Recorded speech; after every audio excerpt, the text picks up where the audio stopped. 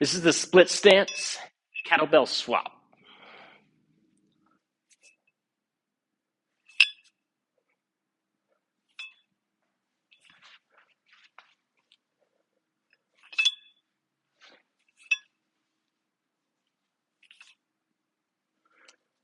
All right, so we got going on here. Split stance position is 1 foot in front, 1 foot behind.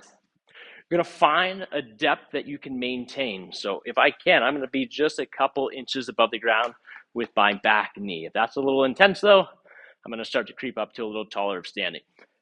Kettlebell, it's gonna come up and over the knee. So your goal now, as that kettlebell goes from one side to the other, is to keep the rest of your body as still as possible. So the only thing that's moving is the kettlebell.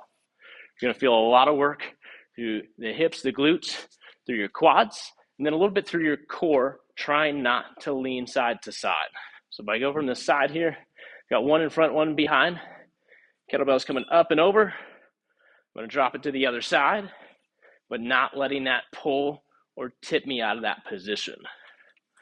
The lower, the better if you can challenge your depth, but I want to feel work in the muscles, not in the joints. So if that's painful in the knees, the ankles, the hips, to stay low, come up a little higher, and then we can still challenge that split stance position, keeping our toes, our knees, hips, chest, and shoulder all pointing forward.